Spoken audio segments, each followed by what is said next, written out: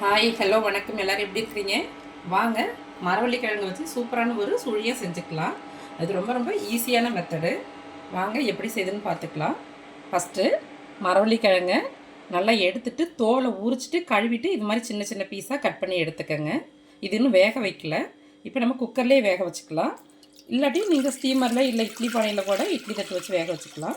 நான் 1 டம்ளர் தண்ணி ஊற்றி பாருங்கள், இந்த திருமுனை இதில் போட்டு ஒரு தட்டை உள்ளே போட்டுறேன். நேராக நம்ம தண்ணியிலே போட்டு வேக வச்சோன்னா உப்பு அதிகமாக எடுத்துக்கும். அந்த அடியில் உள்ள கிழங்குலையில் உப்பு அதிகமாக சேர்ந்துக்கும். இது மாதிரி தட்டில் வச்சிட்றேங்க.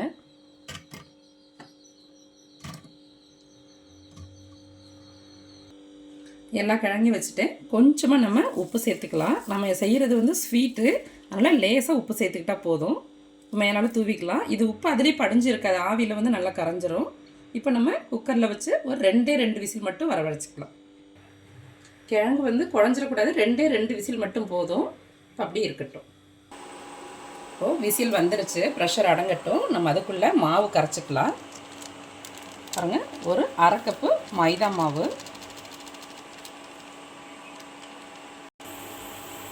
1/2 கப்பு கடலை மாவு, 2 ஈக்குவலாக எடுத்துக்கணும்.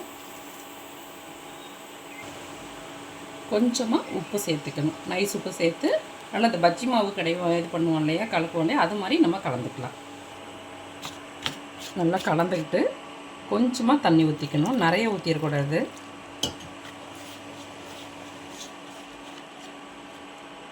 கொஞ்சம் கொஞ்சமாக தண்ணி சேர்த்து நல்லா கெட்டியாக கரைச்சிக்கலாம்.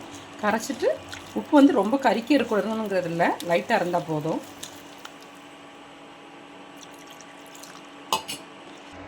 பாருங்க, கட்டி எதுவும் இல்லாமல் நல்லா கரைச்சிக்கணும். இந்த அளவுக்கு போதும், இந்த திக்னஸ் இருந்தால் போதும். அப்படியே இருக்கட்டும். பாருங்கள், ப்ரெஷரெல்லாம் அடங்கி நல்லா மாவு நல்லா வெடித்து வந்திருக்கு. ஆனால் குழையில பாருங்கள், இந்த மாதிரி நல்லா வெந்திருக்கணும். இந்த கிழங்குலேயே ஒன்று வந்து பார்த்திங்கன்னா நான் சீக்கிரம் வெந்துடும். மாவு கிழங்காக இருக்கும், சிலது அழுத்தமாக இருக்கும். இதை எடுத்து நம்ம ஆற வச்சுக்கலாம். பாருங்கள், கிழங்கு ஆற வச்சு எடுத்துக்கலாம். ஆற வச்சு சின்ன சின்ன பீஸாக உடச்சிட்டு இதில் பார்த்திங்கன்னா இந்த நார் இருக்கக்கூடாது, நார் இல்லாமல் எடுத்து நம்ம மிக்சியில் வந்து ஒரு சுற்றி எடுத்துக்கலாம். இந்த நார் இல்லாமல் இப்படி எடுத்துக்கணும். இது மாதிரி உடச்சி போட்டுடலாம். கையில் பிசைஞ்சோன்னா கட்டி கட்டியாக இருக்கும். நடுவில் உள்ள நாரை எடுத்துகிட்டு நம்ம மிக்சியில் வந்து ஒரு சுற்றி எடுத்துக்கலாம். பாருங்கள், நம்ம மிக்சியில் அரைச்சோன்னா பாருங்கள் பன்னு மாதிரி இப்படி ஆயிரும். வந்து பாருங்கள், நல்ல ஒரு பந்தாட்டம் இப்படி கெட்டி அப்படி ஆகிக்கும். அம்மாட்டம் இருக்கும், ஆனால் வந்து நல்லா கெட்டியாக இருக்கும். மீந்து இருக்கதே போட்டு அரைச்சிக்கலாம். அது கூட ஒரு 4-5 ஏலக்காய் சேர்த்து நம்ம அரைச்சிக்கலாம். நம்ம எல்லாத்தையும் அரைச்சி எடுத்தாச்சு. உங்களுக்கு ஈஸியாக இருந்துச்சுன்னா இன்னும் கையாலேயே நல்லா பிசைஞ்சிக்கலாம். கொஞ்சம் அழுத்தி பிசைஞ்சோன்னா கையாலேயே பிசைஞ்சிக்கலாம். இதுக்கு ஒரு 1/2 கப்பு சர்க்கரை சேர்த்துக்கலாம். நீங்கள் நாட்டு சர்க்கரை, வெல்லம் எதுவாக இருந்தாலும் சேர்த்துக்கலாம். ஆனால் பாகாக காய்ச்சி ஊற்றுனோன்னா தண்ணி ஆயிரும். நம்ம அளவாக சேர்த்து பிசைஞ்சிக்கலாம். கூடவே ஒரு முடி தேங்காய் பூ துருவி சேர்த்துக்கலாம். சேர்த்து இப்போ நல்லா பிசைஞ்சிக்கலாங்க.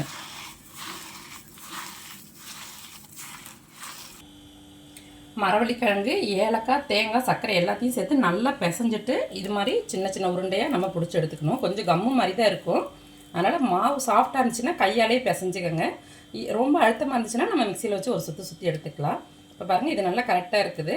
இப்போ வந்து நம்ம சுழியம் போட்டு எடுத்துக்கலாம். மாவு கரைச்சி நம்ம ரெடியாக வச்சுருக்குறோம். மாவு அந்த நேரத்துக்கு தான் நம்ம கரைச்சிக்கணும்.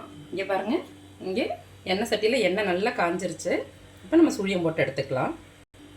நம்ம நார்மலாக சுழியம் போடுவோம் இல்லையா, அது மாதிரி இந்த பூரணத்தை வந்து இது மாதிரி மாவில் நல்லா ஃபுல்லாக டிப் பண்ணி நல்லா இப்படி 2 விரலை பிடிச்சி எடுத்துகிட்டு நம்ம அப்படியே எண்ணெயில் போட்டுடலாம். அதே மாதிரி ஒவ்வொன்றா நம்ம டிப் பண்ணி எடுத்து எண்ணெயில் போடலாம். இது ரொம்ப டேஸ்ட்டாக இருக்கும், வித்தியாசமாக இருக்கும்.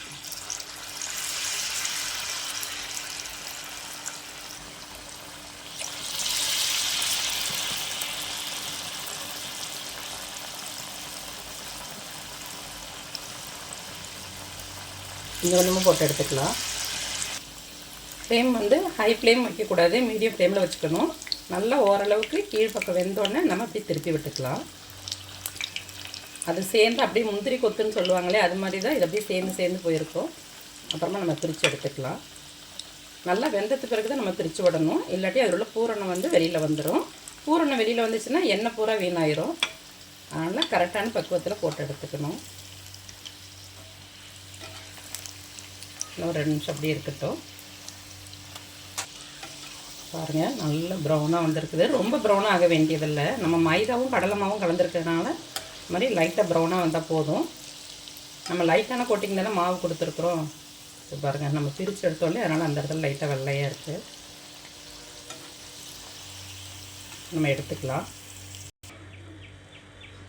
அந்த சுழியத்தை விட இங்கே பாருங்கள், இந்த மாதிரி பூந்தி பூந்தியாக இருக்குல்ல, இது தாங்க ரொம்ப டேஸ்ட்டாக இருக்கும். அது இப்போ நம்ம எல்லாத்தையும் பொரித்து எடுத்துக்கலாம். மரவள்ளிக்கிழங்கு இது மாதிரி பொரித்து எடுக்கும்போது, இந்த சுழியை செய்யும் போது நல்லா அகலமான எண்ணெய் சட்டியாக வச்சுக்கணும். அப்போ தான் சுழியை வந்து ஒன்றோட ஒன்று ஒட்டாமல் இருக்கும். நான் வச்சுருக்க மாதிரி கொஞ்சம் குழி சட்டியாக சின்னதாக வச்சிட்டோம்னா அப்படியே நல்லா ஒட்டிக்கும், எல்லாம் ஒன்றோட ஒன்று சேர்ந்துக்கும். அப்புறம் நம்ம பிரித்து எடுத்துக்கலாம், ஒன்றும் பிரச்சனை இல்லை. இருந்தாலும் நல்லா அகலமான எண்ணெய் சட்டி வச்சு போடுறது ரொம்ப நல்லாயிருக்கும். நான் எண்ணெய் அதிகம் பிடிக்கும்னு சொல்லி சின்ன எண்ணெய் சட்டியில் வச்சுட்டேன். பாருங்கள், நல்ல ப்ரௌன் கலரில் சூப்பராக பொரிஞ்சு வருது. நம்ம மீதியும் பொரித்து எடுத்துக்கலாம். பாருங்கள், எல்லா மரவள்ளிக்கிழங்கும் நல்லா பொரித்து எடுத்தாச்சு. ரொம்ப ரொம்ப சூப்பராக இருக்கும். பாருங்கள், மீதமான மாவையும் அப்படியே நம்ம போட்டு தனியாக பொரித்து எடுத்துட்டோம். ரொம்ப நல்லாயிருக்கும். அது கூட பாருங்கள், மீன் குழம்பு. இப்போ தனியாக நான் 2 பீஸ் மரவள்ளிக்கிழங்கு எடுத்து வச்சுருக்கிறேன். அதை நல்லா மீன் குழம்புல இப்படி நல்லா தொட்டு சாப்பிடும்போது ரொம்ப நல்லாயிருக்கும். நீங்களும் இது மாதிரி செஞ்சு சாப்பிட்டு ஆரோக்கியமாக இருங்க. Okay, bye. தேங்க்யூ.